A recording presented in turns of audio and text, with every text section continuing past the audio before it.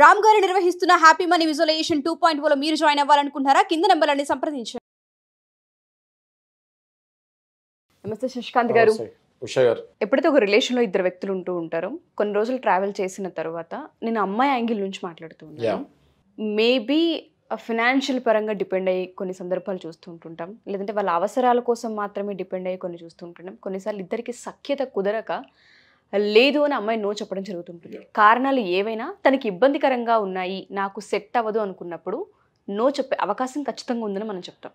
But ఎప్పుడైతే ఆ నోని reject చేసి బెదిరింపు చర్యలకు పాల్పడుతూ ఉంటుంటారో, మీ ఇంట్లో ఏ సంబంధాలు చూసినా ఫొటోస్ పంపిస్తాను, లేదంటే సోషల్ మీడియాలో పెడతాను అని బెదిరిస్తూ ఉంటుంటారు. ఆడపిల్లలు చాలా ఇన్సెక్యూర్కి గురవుతారు సార్. ఒక రిలేషన్లో ఉండి పరిస్థితులు సహకరించక ఎప్పుడైతే బయటకు వద్దాం అనుకుంటుంటారో ఈ బెదిరింపులకు పాల్పడుతూ ఉంటుంటారు. వాటి నుంచి వాళ్ళు బయటపడాలి అన్నా, సెక్యూరిటీని క్రియేట్ చేసుకోవాలి అన్నా, ఇంకో జీవితాన్ని చూడాలి అన్నా లా ప్రకారం మనం చూసుకుంటే ఎటువంటి యాక్షన్స్ ఉన్నాయి అసలు? ఎస్ ఉషా గారు, మీరు చెప్పింది ఆల్రెడీ మా దగ్గర కేసు కూడా ఉంది. ఓకే, సో ఖచ్చితంగా మీరు చెప్పినవి చాలా అవుతున్నాయి కూడా ఇవాళ సమాజంలో. ఈ ఇన్ఫర్మేషన్ మనం ఈ వీడియో ద్వారా బ్రహ్మాండంగా ఎక్స్ప్లెయిన్ చేద్దాము. ఆడపిల్లలు అసలు భయపడే అవసరమే లేదమ్మా. ఎందుకంటే ఎప్పుడైతే ఈ జనరేషన్లో 21st సెంచరీలో అఫైర్స్ రిలేషన్షిప్స్ అన్నవి చట్ట ప్రకారం కూడా కామన్ అయిపోయింది. నేను ఎందుకు అలా అంటున్నానంటే, లివ్ ఇన్ రిలేషన్స్ అన్నది పెళ్ళి కాదు, మ్యారేజ్ కాదు. లివ్ ఇన్ రిలేషన్స్ అన్నది కూడా అఫీషియల్ అయిపోయింది. ఓకే, ఫార్మల్గా people are living in live in relations అంటే ఏంటి అంటే చట్ట ప్రకారం కూడా అది కామన్ అయిపోయింది. కాబట్టి తల్లిదండ్రులు వాళ్ళ పిల్లల్ని చిన్నప్పటి నుంచి కట్టుదిట్టంగా పెంచకపోతే మాత్రం ఖచ్చితంగా విచ్చలవిడితనానికి వెళ్ళే అవకాశం ఉంది. ఇంతకుముందు పాతకాలంలో ఎలా చాలా జాగ్రత్తగా పెంచుకుంటూ వచ్చారో ఇప్పుడు కూడా అలా చాలా జాగ్రత్తగా పెంచుకుంటూ రాకపోతే ఈ లివ్ ఇన్ రిలేషన్స్, అఫైర్స్ అన్నవి చాలా చిన్నప్పటి నుంచే 6th 7th క్లాసెస్ నుంచే స్టార్ట్ అయిపోయే ప్రమాదం మనం ఇవాళ స్కూల్స్లో కూడా చూస్తాం. అయితే మీరు అడిగిన ప్రశ్న ఏంటి అంటే, ఒకసారి రిలేషన్లోకి ఎంటర్ అయిన తర్వాత అమ్మాయికి ఒకవేళ అబ్బాయి కొన్నాళ్ళ తర్వాత ఆయన నిజస్వరూపం తెలిసిన తర్వాత, అమ్మో ఈ అబ్బాయి నిజస్వరూపం ఇదా, నేను ఈ అబ్బాయితో పెళ్లి చేసుకుంటే నా జీవితం నాశనం అయిపోద్ది అని అనుకున్నప్పుడు ఆ అమ్మాయి స్టెప్ వెనక్కి వేయచ్చా? ఒకవేళ వెనక్కి వేసిన తర్వాత ఈ అబ్బాయి ఒప్పుకోకపోతే ఈ అమ్మాయి ఏం చేయాలి అన్నది మీ ప్రశ్న. చాలా మంచి ప్రశ్న అడిగారు మీరు.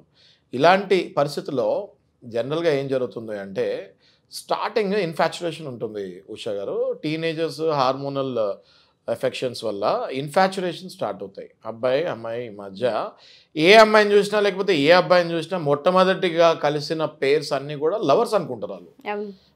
కానీ అది లవ్వా లస్టా అన్నది తర్వాత తెలుస్తుంది. నార్మల్గా ఏమవుతుంది అంటే, కొద్ది కాలం ట్రావెల్ చేసిన తర్వాత ఈ అబ్బాయి పొసెసివ్నెస్ అంటే ఓవర్ పొసెసివ్నెస్ అయిపోయి ఈ అమ్మాయి మళ్ళీ ఏ అబ్బాయితో మాట్లాడినా లేకపోతే అసలు ఈ అబ్బాయిని సరిగ్గా కలవకపోయినా అనుకున్న టైంకి ఆ అబ్బాయిలో ఒక రాక్షసత్వము, ఒక హారర్నెస్ క్రియేట్ చేస్తానికి ట్రై చేస్తూ ఉంటాడు. కొడతాం జరుగుతూ ఉంటుంది, తాగేసి అసభ్య పదాలు మాట్లాడటం జరుగుతూ ఉంటుంది. ఇట్లా అమ్మాయిలు చాలామంది ఇబ్బంది పడుతూ ఏం చేయాలి తెలియక అటు పేరెంట్స్కి చెప్పలేరు. ఎందుకంటే ఇవన్నీ కూడా అఫైర్స్ ఇంట్లో చెప్పరు. ఓకే, ఇటు ఫ్రెండ్స్కి చెప్పుకొని బాధపడుతుంటారు. ఫ్రెండ్స్ వాళ్ళ జీవితాల్లో వాళ్ళు బిజీ ఉంటారు, అక్కడ వరకు ఈనేసి వదిలేస్తూ ఉంటారు. ఈ అమ్మాయికి ఆ ఉచ్చులో నుంచి ఎలా బయటపడాలో తెలియక చాలా అగమ్యగోచకమైన పరిస్థితికి వెళ్ళిపోతూ ఉంటుంది. అయితే నేనేం చెప్తున్నానంటే, యాజ్ ఎ అడ్వకేట్ ఇవాళ సోషల్ మీడియాలో కూడా లీగల్ అవేర్నెస్ అన్నది బాగా క్రియేట్ అవుతుంది. ఓకే, మీరు దయచేసి ఒక మంచి అడ్వకేట్ని కనుక కలిస్తే ఆయన మీకు బ్రహ్మాండమైన సలహాలు ఇస్తారు. ఎట్లా అంటే, ఒకవేళ అబ్బాయి మిమ్మల్ని మీరు నాకు ఇష్టం లేదు అన్న తర్వాత కూడా బలవంతంగా కలవాలి, ఎవరిని పెళ్లి చేసుకుంటానికి వీలు లేదు, ఒకవేళ నువ్వు పెళ్లి చేసుకుంటే నేను పెళ్లి చేసుకుంటానికి వెళ్ళినా, పెళ్లి చూపులకి వెళ్ళినా నేను ఈ ఫొటోస్ మీ ఇంటికి పంపిస్తాను, ఆ అబ్బాయికి పంపిస్తాను. కొన్ని సందర్భాల్లో అయితే పెళ్లి అయిన తర్వాత కూడా ఇబ్బంది పెట్టే వాళ్ళు ఉంటారు సార్. చాలా కరెక్ట్ చెప్పారు, ఇబ్బంది పెడతారు. ఓకే, ఆ ఫోటోలు చూపిస్తామని అన్యాయంగా ఈ అమ్మాయిని మళ్ళీ వాడుకుంటారు, శారీరకంగా వాడుకుంటూ జరుగుతుంది.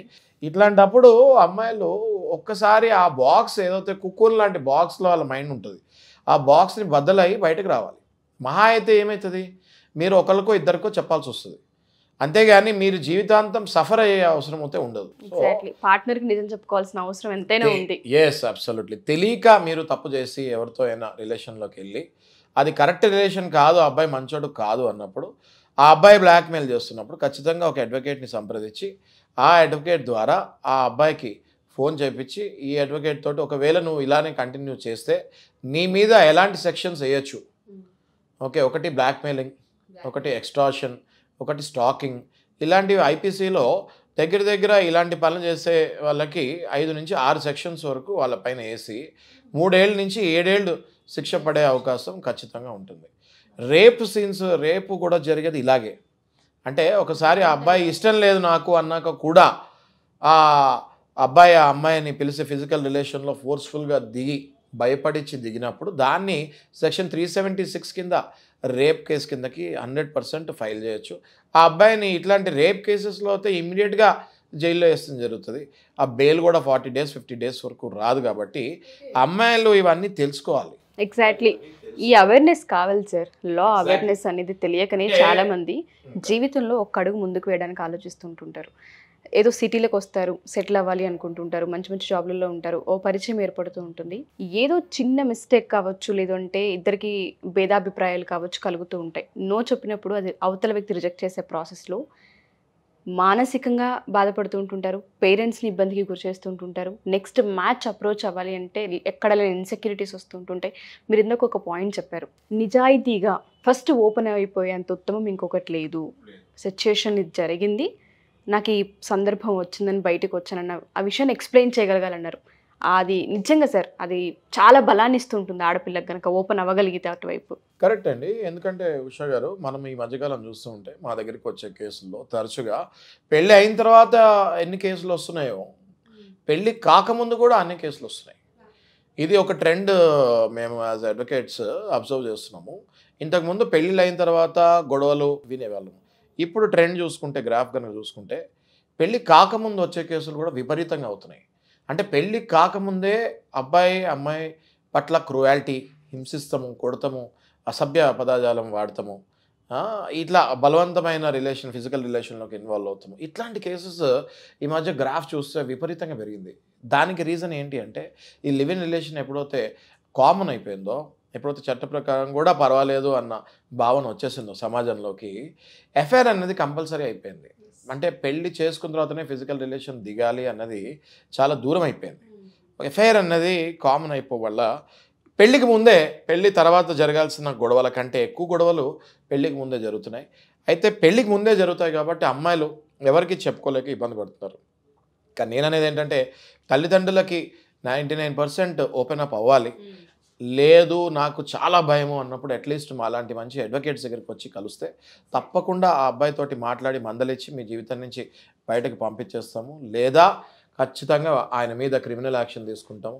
మిమ్మల్ని ఫోర్స్ చేసి ఫిజికల్ రిలేషన్లో దిగినా, మిమ్మల్ని కొట్టినా, మిమ్మల్ని తిట్టినా రేప్ కేసెస్ కిందకి అది మనం పెట్టచ్చు. అదే కాకుండా ఎక్స్టార్షన్, బ్లాక్మెయిల్ ఇందాక చెప్పినట్టు దగ్గర 10 సెక్షన్స్ వరకు మనం వేయచ్చు.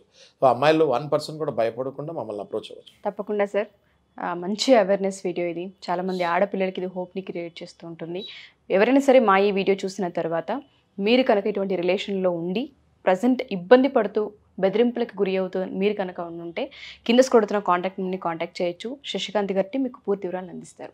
Thank you sir, thank you so much.